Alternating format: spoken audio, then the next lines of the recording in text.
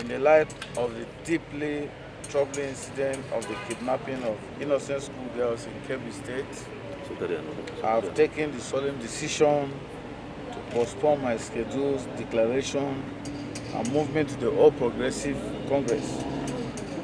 At a moment when our nation is once again confronted with the painful reality of insecurity, solidarity and compassion must rise above politics.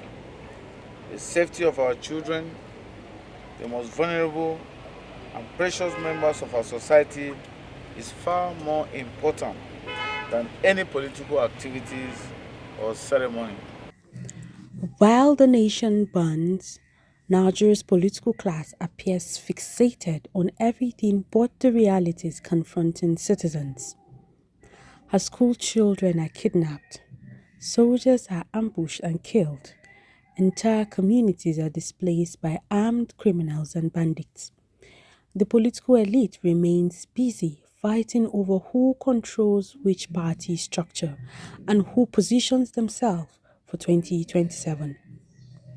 In Abuja, some politicians are focused on consolidating power and turning the country into a near one-party state. In the state, defections, counter-defections and power tussle dominate the headlines. Meanwhile, parents mourn missing daughters, widows bury fallen soldiers and farmers abandon their homes under the weight of insecurity. The president's moves, critics say, appear more aligned with political survival than confronting the crisis tearing through the country. And so, the question grows louder. Why won't Nigerians demand better and vote better leaders? At what point will citizens insist that governance must be about security, dignity and survival rather than political theatrics? Until the people raise their voices, those in power will continue to dance while the nation burns.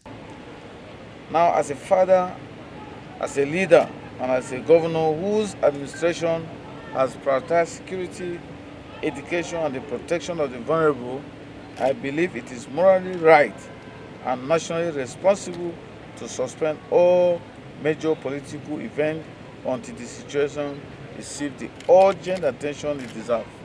This is not a time for celebration. It is a time for reflection, a time for prayers, and a time for unity and collective action.